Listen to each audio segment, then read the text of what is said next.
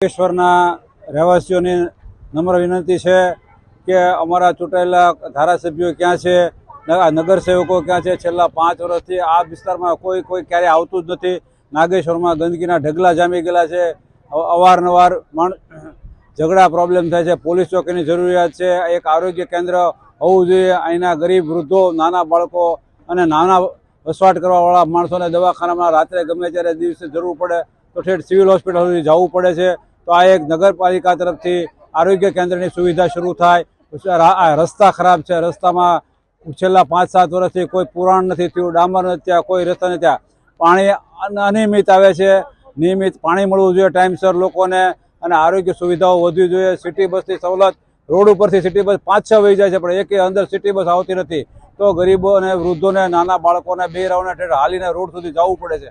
એટલે અમારા ચૂંટાયેલા પ્રતિનિધિઓ અને અમારી નમ્ર વિનંતી કે તેઓ આવે અને અમારે મતનો બોયકોટ ન કરવો પડે। નહીં તો અત્યારે અમારે એવી વિનંતી છે કે કોઈએ આ નાગેશ્વર વિસ્તારમાં મત માટે આવવું નહીં। અમે કોઈને મત આપવા માંગતા નથી, કારણ કે લોકો અમારી કોઈ સાર સંભાળ કે સુવિધા માટે કોઈ ક્યારેય ફરકતું નથી। તો આ બાબતના ચૂંટાયેલા ધારાસભ્યો, કાર્યકરો, કોર્પોરેટરના સભ્યોને વિનંતી છે અને વહેલા વહેલી તકે નાગેશ્વરનો વિકાસ થાય એવી અમારી વિનંતી છે। હર્ષદભાઈ ગુણવંતરાય ત્રિવેદી, રાજકોટ। નગરપાલિકામાં ભેળવી તો દેવામાં આવેલો છે, પણ ભૌતિક સુવિધાઓનો ખૂબ જ અભાવ છે, જેમાં રોડ, રસ્તા, પાણીની સગવડતા, સાફ સફાઈ, આ બધા મુદ્દા ઉપર આજે અમારું એક આંદોલનાત્મક કાર્ય કરવામાં આવેલું છે।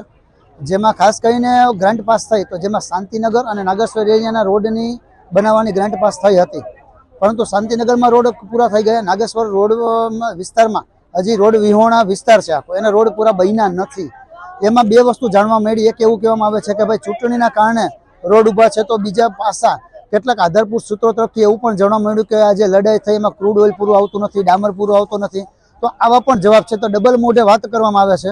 તો જે નિંદ્રાધીન અવસ્થામાં જે તંત્ર છે, તંત્રને એટલી વિનંતી કે આપ જાગી જાઓ, નિંદરમાંથી બહાર આવો, આળસ સંખેરો અને નાગેશ્વરમાં જે રોડ રસ્તા નથી મળ્યા એની સુવિધાઓ પૂરી પાડો। પાણી છે સમયસર મળતું નથી, તો એને પણ એ વ્યવસ્થા કરવામાં આવે અને નાગેશ્વર એરિયાના રહેવાસી જે વેરો ભરે છે એને પણ પાણી પૂરેપૂરું મળે એવી અમારી આ માંગણી છે। ઉપરાંત અમારા એરિયામાં જે શાક માર્કેટ છે, તો શાક માર્કેટનું એક હોકર્સ ઝોન જેને દેવામાં આવે તો શાક માર્કેટ ત્યાં ટ્રાન્સફર થઈ જાય તો ગંદકી દૂર થાય, રોડ રસ્તા પહોળા થઈ જાય અને વાંધો ન આવે, એનું પણ તકેદારી રાખવી જોઈએ। નાગેશ્વર એરિયો જેમ જેમ ડેવલપ થાય છે એમાં ચોરીના બનાવ પણ બનતા જાય છે। તો શક્ય હોય તો અહીં પણ વિસ્તારમાં પણ પોલીસ ચોકી અને પેટ્રોલિંગ સતત ને સતત રહે તેવી અમારી લોકમુખે આ માંગણી છે। અને જે પ્રજાના પ્રતિનિધિ જે અમારા મત દ્વારા ચૂંટાયેલા છે એ પણ ક્યાંક ગાયબ થઈ ગયા છે, તો એને પણ નમ્ર વિનંતી જ્યાં હોય ત્યાંથી તમે હાજર થાવ, પ્રગટ થાવ અને નાગેશ્વર એરિયાની જે કઈ સમસ્યા છે તેનું તરત ને તરત નિરાકરણ આવે, સમસ્યાનું સમાધાન થાય, એટલી જ અમારી આજની માંગણી છે। મારું નામ અનુબેન રાવલ છે। હું અહીંયા 2012 થી રહું છું નાગેશ્વર એરિયામાં। પણ એરિયા એટલો સારો છે ને, છોટી સી કાશી જેવો છે અમારા માટે, કારણ કે ભગવાનનું સાનિધ્ય બાજુમાં છે, દાદાનું। પણ ઘણી બધી પ્રોબ્લેમ છે। આટલા વર્ષ થઈ ગયા, આજે મારે કેવું પડે છે, લાઇટ, રસ્તા, પાણી, એ અમે આવડી ઉંમરમાં કોઈ દિવસ પાણીના ટેન્કર નથી જોયા મંગાવતા, એની બદલે આટલા વર્ષથી પાણીના ટેન્કર જોઈ છીએ। અમને એમ લાગતું હતું કે નહીં, અમારી આ કર્મભૂમિ છે, ભલે જન્મભૂમિ બીજે છે પણ નાગેશ્વર અમારા માટે કર્મભૂમિ છે। પણ આજ અમારે કેવું પડે એમ છે, એટલે અમે લોકો આજે બધા એકત્રિત થયા છીએ કહેવા માટે આપને, આપ કઈક રસ્તો સુધારો અમારા લોકો માટે। રસ્તા હાલવા જાય તો પણ અમે આમ હાલી નથી શકતા। હવે આવડી ઉંમર થઈ, કઈક તો એમ થાય ને કે આપણે રાહત મળે રસ્તામાં।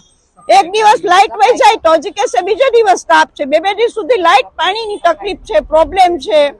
આનું શું કરવું અમારે? આનો કોઈ પ્રશ્નનો હલ ખરો? એમ વોટ જોતો હોય તો કહેશે ના હાલો આપો, અમે ખુશી ખુશી આપશી, તમે માંગશો એના કરતા ડબલ વોટિંગ કરશી। એમ અમને તો ભાજપ માટે માન છે એમ।